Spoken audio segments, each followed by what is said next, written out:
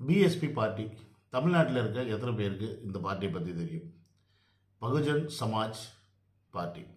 இந்த பார்ட்டியோட லீடர் வந்து யாருன்னு பார்த்தீங்கன்னா மாயாவதி. இது வந்து ஒரு தேசிய கட்சி அப்படின்றது எத்தனை பேருக்கு தெரியும்? தமிழ்நாட்டில் இருக்க பெரும்பாலும் 90% மக்களுக்கு பார்த்தீங்கன்னா திராவிட கட்சிகளான டிஎம்கே, ஏடிஎம்கே பற்றி தெரியும். நேஷனல் கட்சி அப்படின்னு பார்த்தோம்னா பிஜேபி அண்ட் காங்கிரஸ். இதை தவிர்த்து வேறு கட்சிகளை பற்றி நமக்கு பெரிய ஆர்வமோ பெரிய புரிதலோ கிடையாது. பட் பிஎஸ்பி பகுஜன் சமாஜ் கட்சி அவர்களுடைய கோட்பாடு என்ன, அவங்க எதன் அடிப்படையில் இருக்கிறாங்க அப்படின்ற விஷயம் கூட பல பேருக்கு தெரியாது, எனக்கும் கூட தெரியாது.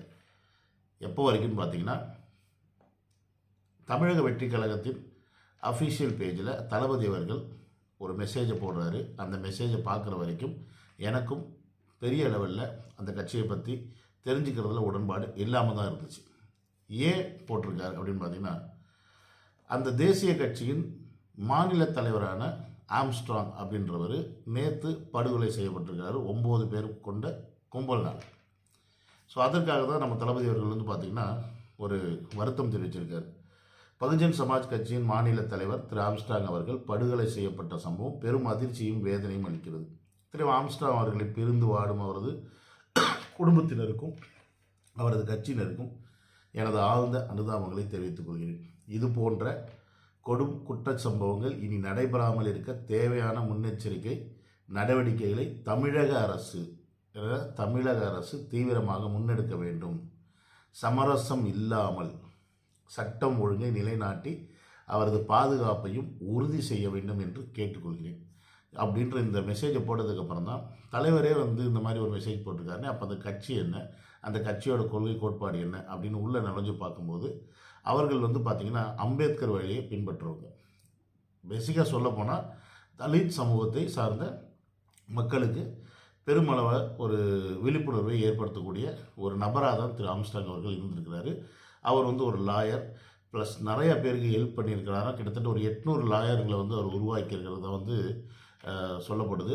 அது மட்டும் இல்லாமல் 2007 அவர் வந்து இந்த பார்ட்டியில் வந்து இணைஞ்சு இங்கே செயல்பட்டுருக்கார் அப்படின்ற ஒரு விஷயம் வந்து படிக்க நமக்கு தெரிய வருதுன்னு வச்சுக்கோங்க. அது மட்டும் இல்லாமல் நேற்றிலிருந்து அவரை பற்றின நியூஸ் தான் நம்ம வந்து யூடியூப்பில் பார்த்துக்கிட்டே இருக்கோம். ஸோ இந்த மாதிரி ஒரு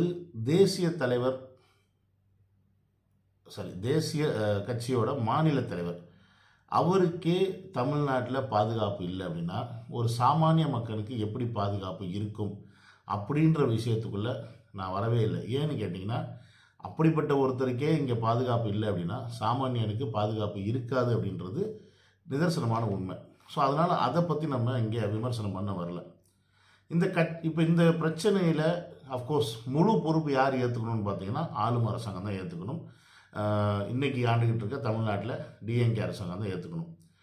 கடந்த ஒரு மாத காலத்தில் கிட்டத்தட்ட 130 கொலைகள் தமிழ்நாட்டில் நடந்திருக்கிறதா சீமான் அவர்கள் வந்து பதிவு பண்ணுறார் ஒரு இடத்துல. இந்த கொலையில் சம்பந்தப்பட்ட நபர்களை வந்து இம்மீடியட்டாக நாங்கள் பிடிச்சிட்டோம் அப்படின்னு சொல்லிட்டு போலீஸ் தரப்பில் வந்து சொல்லப்படுது. பட் சரணடைஞ்சிட்டாங்க அப்படின்ற மாதிரி தான் மீடியாவில் மற்ற எல்லாருமே பேசிக்கிட்டு இருக்காங்க. இது மட்டும் இல்லாமல் இவருக்கு 3 முறை வந்து உளவுத்துறை மூலயமா போலீஸ் டிபார்ட்மெண்ட்டுக்கு எச்சரிக்கை கொடுக்கப்பட்டிருக்கு. யாருக்கு? ஆம்ஸ்ட்ராங் அவர்களுக்கு வந்து த்ரெட்னிங் இருக்குது, அதாவது கொள்றதுக்கான பிளான் பண்ண வச்சுட்ருக்கு. ஸோ நீங்கள் பாதுகாப்பு கொடுக்கணும் அப்படின்ற மாதிரி. பட் போலீஸ் இதெல்லாம் பெருசாக கண்டுக்கலை, வெறும் எச்சரிக்கை பண்ணி மட்டும் விட்டுருக்காங்க. அது மட்டும் இல்லாமல் அவர் வந்து கைத்துப்பாக்கி வச்சுருந்துருக்காரு. பட் அந்த கைத்துப்பாக்கியும் தேர்தல் டயத்தில் சரண்டர் பண்ணது திருப்பியும் அவர்கிட்ட ஹேண்ட் ஓவர் செய்யப்படல. இப்படி பல விஷயங்கள் அவரை சுற்றி நடந்திருக்கு. பட் அவரை கொல்லணும்னு திட்டம் போட்டு கொண்டிருக்காங்க அப்படின்றது மட்டும் நமக்கு ரொம்ப கிளியராக தெரியுது. ஸோ இதுக்கு வந்து தமிழக அரசு தான் பொறுப்பேற்கணும். தமிழக அரசு தான் இதுக்கு முழு உத்தரவாதம் கொடுக்கணும். தமிழக அரசு தான் தளபதி அவர்களும் வந்து இங்கே வந்து வன்மையான்னு சொல்கிறத விட நீங்கள் இதுக்கு முன்னெடுக்க நடவடிக்கை எடுக்க வேண்டும் அப்படின்ற மாதிரி சொல்லியிருக்கார். ப்ளஸ் சமரசம் இல்லாமல் அப்படின்ற விஷயத்தை இங்கே பதிவு பண்ணுறாரு. ஓகே, இப்போ இதெல்லாம் இருக்கட்டும். இப்போ இந்த விஷயத்தில் நான் உங்ககிட்ட பேச வர்றது என்னன்னு பார்த்தீங்கன்னா, தமிழ்நாட்டில் அப்படின்றத விட பொதுவாகவே இந்தியாவை பொறுத்த வரைக்குமே அரசியல் பண்ணுறதுக்கு மதம் வச்சு அரசியல் பண்ணுறது பிஜேபி. கேஸ்டிசத்தை வச்சு அரசியல் பண்ணுறது யாருன்னு பார்த்தீங்கன்னா அதுதான் இந்த திராவிட கட்சிகள். நீங்கள் நல்லா நோட் பண்ணி பாருங்கள். இப்போ இவர் வந்து ஒரு தலித் சமூகத்தை சார்ந்த தலைவர். நேற்று பார்த்தீங்கன்னா பாட்டாளி மக்கள் கட்சியின் ஒரு உறுப்பினர், ஒரு மாநில தலைவரோ உறுப்பினரோ ஒருத்தர் வந்து கொல்லப்பட்டிருக்காரு அப்படின்னு ஒரு நியூஸ் பார்க்குறேன். அதற்கு முன்னாடி பார்த்தீங்கன்னா ஏடிஎம்கே சார்ந்த ஒருத்தர். நீங்கள் நல்லா யோசிச்சு பாருங்கள். இப்போ இந்த மாதிரி ஒரு சம்பவம் நடக்கும்போது இந்த சம்பவத்தின் பின்னணி யார் இருப்பாங்க அப்படின்ற ஒரு கொஸ்டின் வரும். எந்த சமூகத்தை சார்ந்தவர் இதை செஞ்சுருப்பாங்க அப்படின்னு. இப்போ அந்த சமூகத்திற்கும் இந்த சமூகத்துக்கும் வர பிரச்சனைகள் தான் இங்கே பெருமளவில் வந்து அடுத்து பார்க்கப்படும். இந்த கட்டமைப்பை தான் வந்து திராவிட கட்சிகள் வந்து எப்பயுமே கிரியேட் பண்ணிக்கிட்டே இருக்கிறாங்க. அந்த ஒரு விஷயத்தை தான் வந்து நான் உங்ககிட்ட இங்கே தெளிவுபடுத்தணும்னு ஆசைப்பட்றேன். ஏன்னு வச்சிங்கன்னா தலித் சமூகத்தை சார்ந்தவர்கள் விழிப்புணர்வு அடைஞ்சிட்டாங்க அப்படின்னா இவங்களால் அரசியல் பண்ண முடியாது. இன்னைக்கு உருவாகி வந்திருக்கிற பல இளம் தலைவர்கள் பின்னாடி யார் பெருமளவு இருக்கிறாங்கன்னு பார்த்தீங்கன்னா தலித் சமூகத்தை சார்ந்த இளைஞர்கள் பெருமளவில் இருக்கிறாங்க. அதில் மாற்றுக்கருத்தே கிடையாது. இப்போ சீமானவர்கள் கொள்கையை பின்பற்றி போடுறது நிறையா இளைஞர்கள் யாருன்னு பார்த்தீங்கன்னா அந்த சமூகத்தை சார்ந்தவர்கள் இருப்பாங்க. தளபதி அவர்கள் பின்னாடி வர பசங்கள்லேயும் அதே சமூகத்தை சார்ந்த நிறைய பேர் இருப்பாங்க. இந்த சமூகத்தை சார்ந்த நபர்கள் பின்பற்றி வரும் தலைவர்கள் தான் டார்கெட்டட். இன்றைக்கி இவருக்கு நடந்தது வந்து ஆம்ஸ்ட்ராங் நடந்தது வந்து நாளைக்கு சீமானுக்கு நடக்கலாமா அப்படின்னு கேட்டால் வாய்ப்பு இருக்குது. அடுத்து தளபதிக்கு நடக்கலாமா அப்படின்னு கேட்டால் வாய்ப்பு இருக்குது. பட் ஏன் இதை நம்மளால் வந்து மாற்ற முடியலை அப்படின்றதுக்கு நம்ம புரிஞ்சுக்க வேண்டிய விஷயம் என்னென்னா நமக்கு இன்னும் அந்த புரிதல் கிடையாது.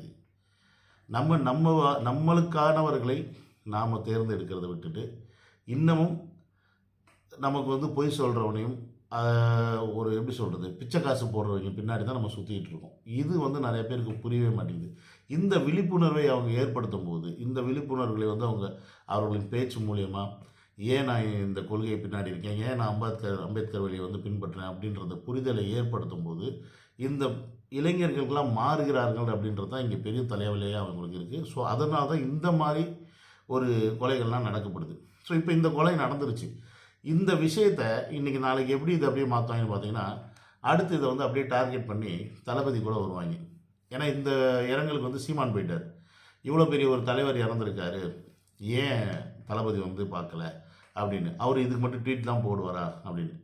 இந்த இடத்துல நான் ஒரு விஷயத்தை வந்து கிளியர் பண்ணிக்க நான் ஆசைப்பட்றேன். இவர் வந்து ஒரு கட்சியின் மாநில தலைவராக இருக்கிறார். இன்னி வரைக்கும் தளபதி அவர்கள் அவர்களுடைய கட்சியோட கொள்கைகள் என்ன, அவர் வந்து எந்த கட்சியோட ஒரு நிலைப்பாடு எடுக்க போகிறாரு, யாருக்கான ஒரு எந்த சமூகத்திற்கு நிலைப்பாடு எடுக்க போகிறாரு அப்படின்னு பலவாறு அவரை கார்னர் பண்ணுறதுக்கு காத்துக்கிட்டு இருக்கு இந்த மீடியா, மற்ற எதிர்கட்சிகள். ஆனால் தன்னை ஒட்டுமொத்த தமிழர்களுக்கான ஒருத்தராக வந்து தளபதி வந்து பிரதிபலிச்சுக்கிட்டு இருக்காரு. ஸோ அப்படி இருக்க காலகட்டத்தில் இவர் இந்த ஒரு இரங்கலுக்கு போனால் கண்டிப்பாக இதை ஓட்டு சதவீதத்தை வாங்கிறதுக்கு தான் போயிருக்காரு அப்படின்னு பேசுவாங்க. தலித் சமூகத்தை வந்து அவர் வந்து ரொம்ப சப்போர்ட் பண்ணி போகிறாரு அப்படின்ற ஒரு அடுத்த ஒரு கட்டுவாங்க. ஸோ இந்த மாதிரி ஒரு கட்டத்துக்கெல்லாம் அவர் போகிறதுக்கான ஐடியாவில் இல்லை. ஏன்னா அவர் தமிழர்களுக்கானவர்கள். என்னை பொறுத்த வரைக்கும் தமிழர்கள் அப்படின்றது உணர்வு வர்ற வரைக்கும் இந்த மாதிரி கொலைகள் நடந்துக்கிட்டு தான் இருக்கும், அதை நடத்திக்கிட்டு தான் இருப்பாங்க. அதை நம்மளால் மாற்றவே முடியாது. இன்றைக்கி இவருக்கு நடந்தது. ஆனால் இதே சமூகத்தை சார்ந்த அதே சமூகத்தில் தலைவராக இருக்கக்கூடிய திருமாவர்கள் இன்னும் வரைக்கும் உயிரோடு இருக்க காரணம் என்னன்னு பார்த்தீங்கன்னா அவர் திராவிட கட்சிகளோட சேர்ந்து கூட்டணி வச்சு இன்னி வரைக்கும் அவர் போயிட்டுருக்கனால. ஒருவேளை அவரும் தனியாக இருந்திருந்தால் இந்நேரம் அவரும் போயிருக்கலாம். ஸோ யாரெல்லாம் தமிழர்களுக்காக தமிழர்களுக்காகவும் தமிழருடைய கோட்பாடு என்ன, அதே மாதிரி இந்த ஜாதி மதம் பேதம் இதெல்லாம் இல்லை, நம்மளாம் ஒன்றா இருக்கணும் அப்படின்னு சொல்லி பேசுகிறாங்களோ அவங்களை எல்லாம் தூக்குறது தான் இந்த திராவிட கட்சிகளின் முதல் வேலை. ஸோ இதை நம்ம புரிஞ்சுக்கல அப்படின்னா கண்டிப்பாக அடுத்தடுத்து என்ன வேணால் நடக்கலாம். நம்ம ஒன்றே ஒன்று பண்ண வேண்டியது என்னென்னு பார்த்தீங்கன்னா நமக்கு கிடைச்சிருக்க தலைவர்கள் இப்போ உருவாகி வந்திருக்க தலைவர்களை நம்ம தவற விட்டோம் அப்படின்னா அடுத்து நம்மளால் எழுந்தே வரவே முடியாது. ஏற்கனவே நம்ம வந்து ஸ்ரீலங்காவில் நம்மளுடைய மிகப்பெரும் தலைவர் பிரபாகரை கோட்டை விட்டாச்சு. ஆனால் அவர் நின்று சண்டை செஞ்சவர். ஓகேங்களா? ஸோ அப்படி இருக்கும்போது தமிழ்நாட்டில் இப்போ தான் அரசியல் பேசி அரசியல் புரிதலோட 2 பேர் தலையெடுத்து வந்திருக்காங்க. ஒன்று நாம் தமிழர் சீமான், இன்னொன்று இப்போ நம்ம தலைவர் விஜய் அவர்கள். இப்போ ஆனால் நிறைய பேர் சிண்டு மூட்டி விடுறாங்க. சீமான் அவர்களுக்கும் விஜய் அவர்களுக்கும் என்னெல்லாம் பண்ணலாம் அப்படின்னு சிண்டு மூட்டுவாங்க. நாளைக்கு திருமாவளவன், விஜய், சீமான் இவர்களுக்கு சிண்டு மூட்டி விடுவாங்க. இந்த மாதிரி நிறைய கோழி முட்டித்தனம் வந்து பண்ணுற வேலைகள் நடக்கும். ஸோ இதெல்லாம் புரிஞ்சுக்கிட்டு தமிழர்களாக ஒன்றிணைஞ்சிங்க அப்படின்னா இந்த மாதிரி தலைவர்களை இழக்காமல் இருக்கலாம் அப்படின்றது தான் நான் இந்த வீடியோ மூலியம் உங்களுக்கு சொல்ல வரேன். ஏன்னு கேட்டிங்கன்னா சட்ட ஒழுங்கு பாதுகாப்பு அப்படின்ற ஒரு விஷயம் வந்து செய்யணும்னு நினச்சா செய்யலாம், செய்யக்கூடாதுன்னு நினைக்கிறவங்க ஒன்றும் பண்ண முடியாது. தூங்குறவங்கள எழுப்பிடலாம், தூங்குற மாதிரி நடிக்கிறவங்கள, அதுதான் இப்போ தமிழ்நாட்டில் நடந்துகிட்டு இருக்கு. ஸோ இது மாறணும் அப்படின்னா தமிழர்கள் கையில் ஆட்சியும் அதிகாரம் வரணும். அது வந்தால் மட்டும்தான் இந்த மாதிரி செயல்கள் எல்லாம் மாறும். இல்லை அப்படின்னா இன்றைக்கி ஆம்ஸ்டாங், நாளைக்கு யாராக வேணா இருக்கலாம், நீங்களாக இருக்கலாம், நானாக இருக்கலாம், யாராக வேணா இருக்கலாம் அப்படின்றத இந்த வீடியோ மூலிமா சொல்லிக்க ஆசைப்பட்டேன். அதனால தான் இந்த video. See you on another video. Love you and take care. Bye.